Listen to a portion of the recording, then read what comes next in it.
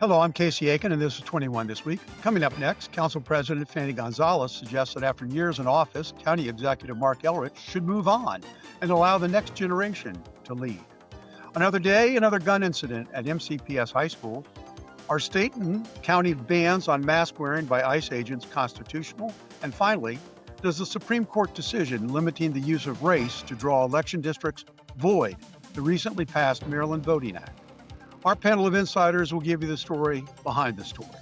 We're joined by former county council member and founder of SkillSmart, Mike Knapp, and secretary of the Maryland Republican Party, Mark Uncapher. Stay tuned for these stories and more on the next 21 This Week.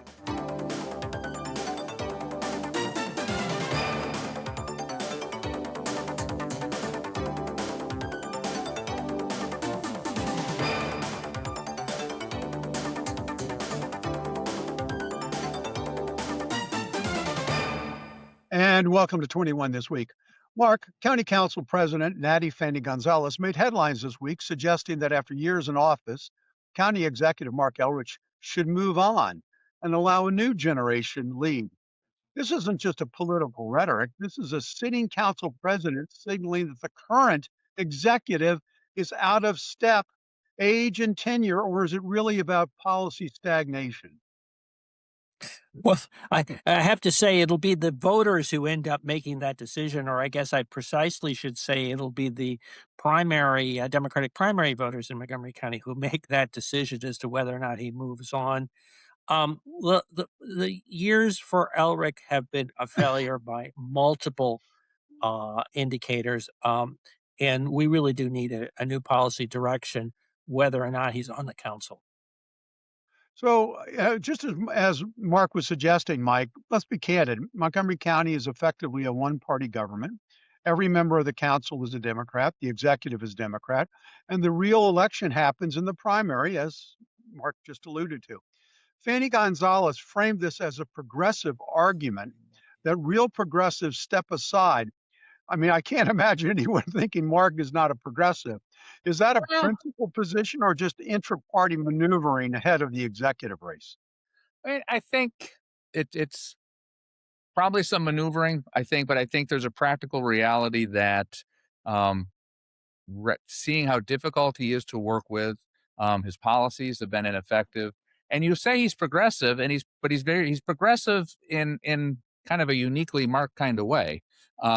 There are certain issues he's very progressive on, and there are many issues he's very conservative and very NIMBY-like, and doesn't want to see any growth and doesn't want to see any change, and knows that that's what keeps him in office because that's what his base wants to hear him say. And if he sprinkles that with some periodic progressive things that, quite honestly, aren't even all that progressive in Montgomery County, I think that it kind of it lets him kind of continue to placate everyone that's there. But I think that the council president and others in the council have been very frustrated with his inability to be able to work with them. And I think that they recognize that to bring him and be one of the 11, go back to where he was before, which was kind of the gadfly. He was typically the one person voting against things. And so what do we need then? Let's get somebody that actually has some ideas and can come to the table and really engage. Well, I think that's that illusion that you just made, which is that he was a gadfly on the council, really bespeaks to what was going on. That the other council members really don't want him on the county council again. So, Mark, if Elrich runs at large, doesn't this distort the balance of power on the council? I mean, let's face it, if you've been county executive, you're going to have more gravitas in some ways than any of the other council members. So isn't this just, trying to cover their own turf? Well, I think that, certainly there's some advantages of familiarity of having been in office for a long time and obviously been executive. On the other hand, the best he can hope for is one vote out of 11. And whoever those other 10 council members are, they're going to make their own choices as they have while he's been county executive. So, candidly, one of the reasons that people typically don't do what he's doing is it's very frustrating to go from executive to being a legislator and not having as much input as he could have had, as he used to have. So, Mike, let's set the race, obviously, for the at large race that Mark might be is running in. Excuse me. A good part of the county uh, voted for, excuse me, in term limits, which was effectively a vote against Mark Elrich in continuing in office.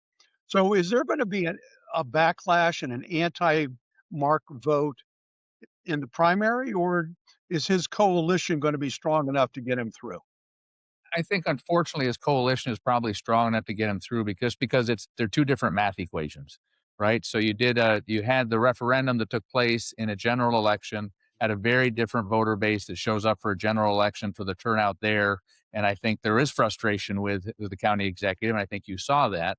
Unfortunately, to have four at-large council members win, you've just got to be one of the top four vote getters, and kind of time and again over the last 20 years it shows that if you can get a base that turns out across for a primary county voter, that 35% of that, you're going to be one of those four that make it through. And so it's just a very different math equation. And so in all likelihood, he will probably end up coming through. And I think that's unfortunate. And I appreciate the council president actually raising this as an issue.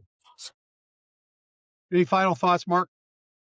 Well, I just think because there's not a distinct slate running against him, again, the math doesn't seem to work on that. And he's probably, not probably, I'm quite convinced that he is the best known of the candidates in the council race. So it's hard to fight that. All right. Well, let's go on to a more relevant topic, because every day there's another gun incident at a Montgomery County high school, and so our current safety policies failing. Mark has reported in Bethesda today. Wednesday shooting at Blake High followed another at Watkinsville High earlier in April. The incident at Blake involved a fight among several students and a 19-year-old suspect who wasn't a current student at the time, resulting in a student being injured by gunfire. So, what's the situation here with our high schools? Well, this is really very, very disturbing. And I think you see multiple voices are reconsidering the decisions that were made in the past about the presence of school safety security personnel in the high schools. I think Andrew Friedson, candidate for county executive, came out and made that point.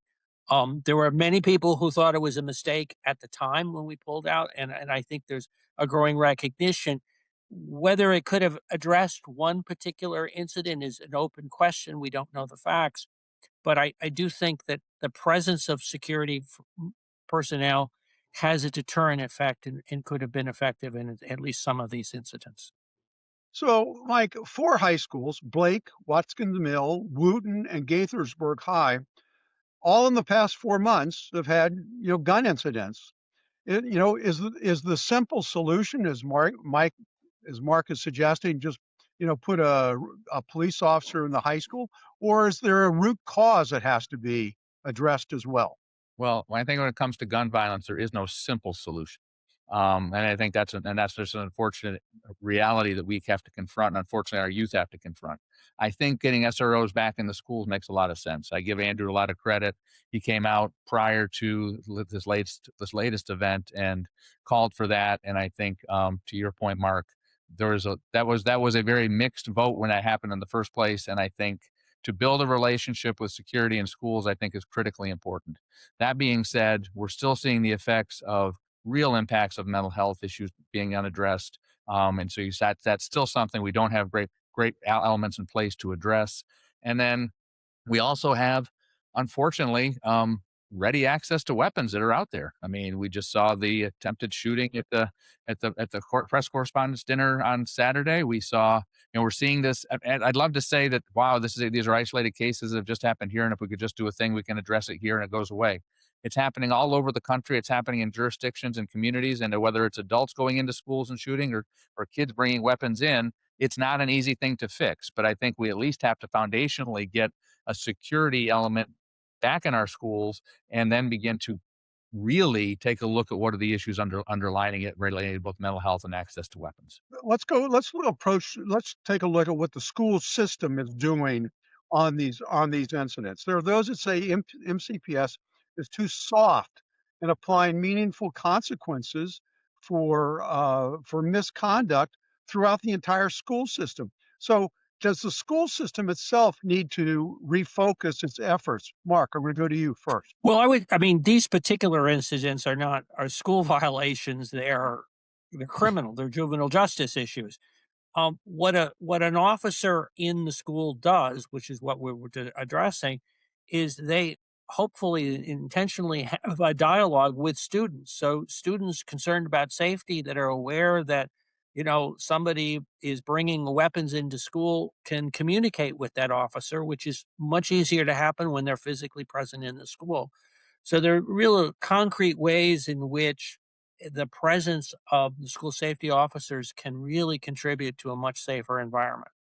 But I guess my concern is this.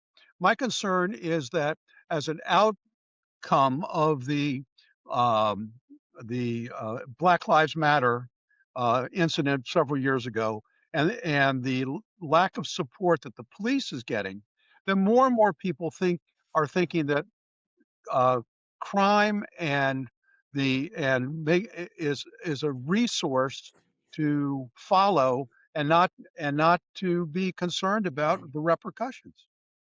Well, um, I think you could if you could try to attribute that to Black Lives Matter, but I think that we're seeing a whole lot of folks who look like all kinds of race, creed, and color in this Well, no, I country meant that more. are I meant more in the fact that the county council came out very with very tough standards for the police, and is thought to be anti-cop.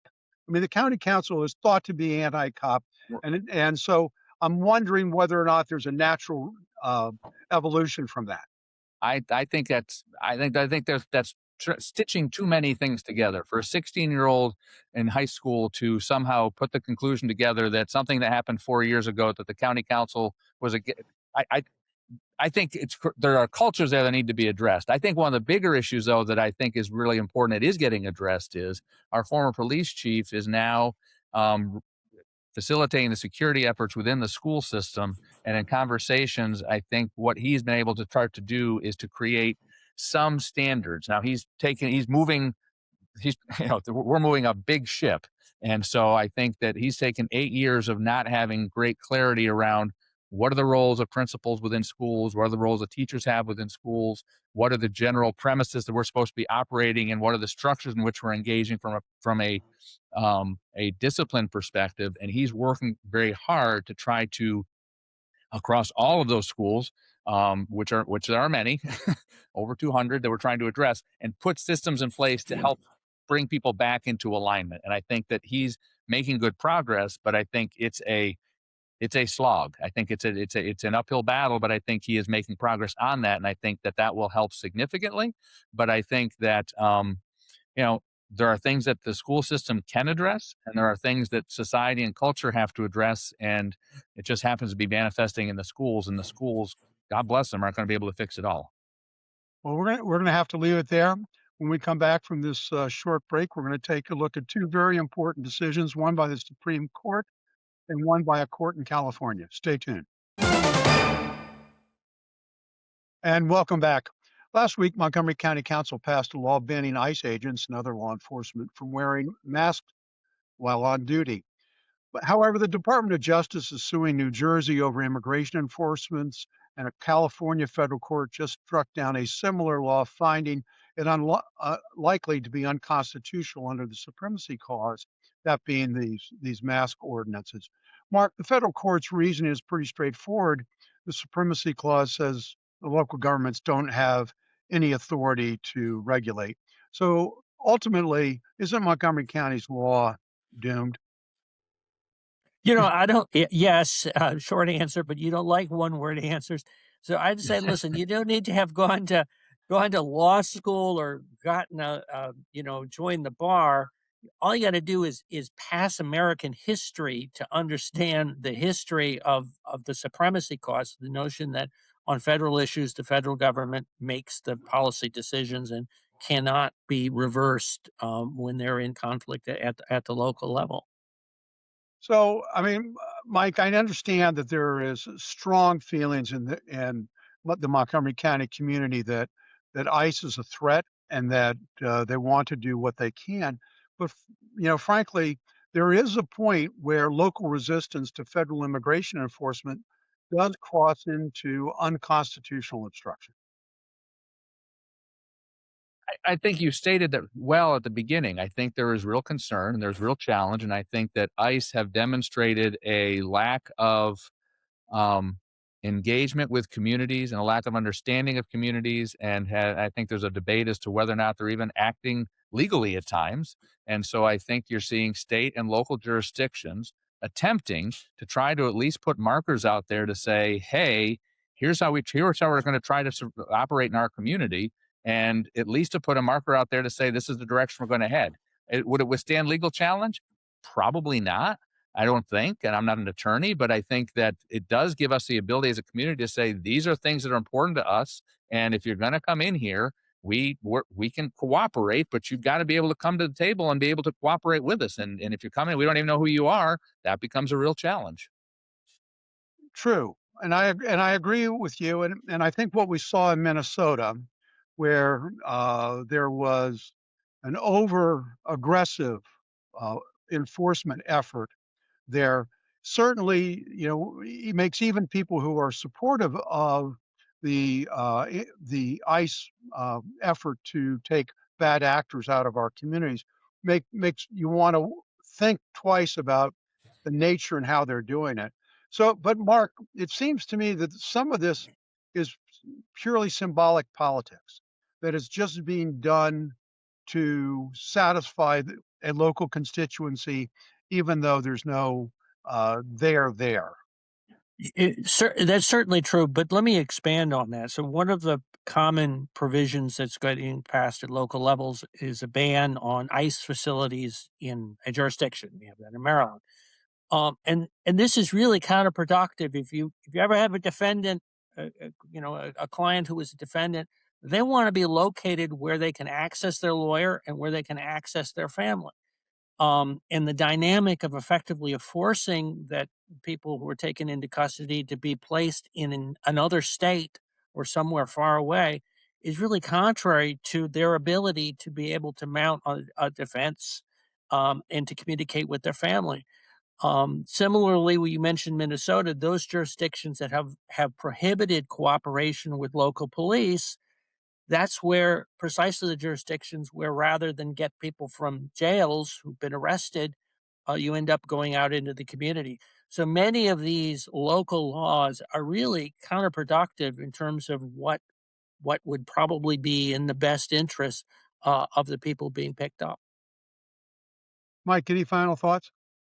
I guess the thought, I think that what you led to this is how do communities feel they have an ability to engage? And with a federal government that's not asking a question, is not trying to work in a level of cooperation, but is really kind of just descending and taking a very hard approach, I think it becomes very difficult. And so while it may be to some appear as though they're window dressing types of activities, I think it's an effort on the part of communities to be able to engage in some meaningful way.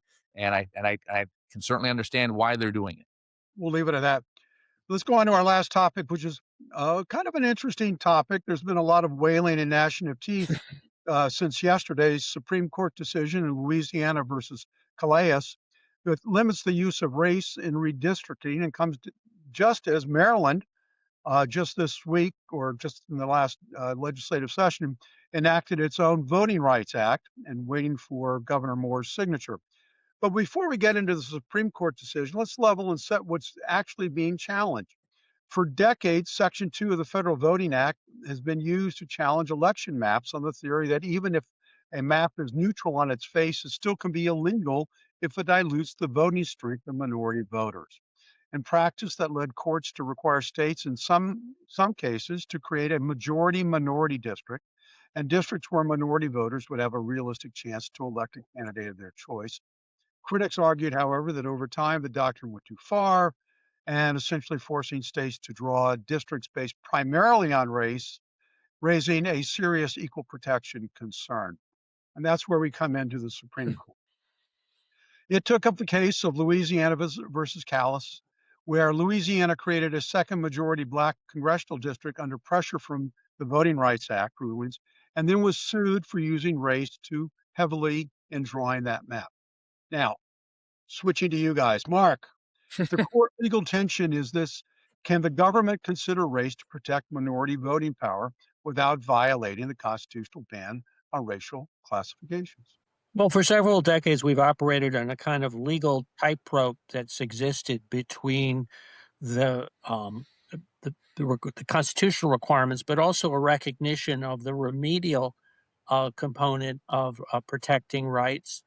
And the assumption of that remedial process was that minorities would not be elected if they didn't have a majority minority district.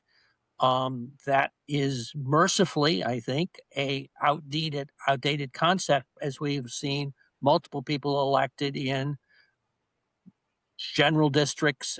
Certainly, we have an African American governor. We've had an African American president.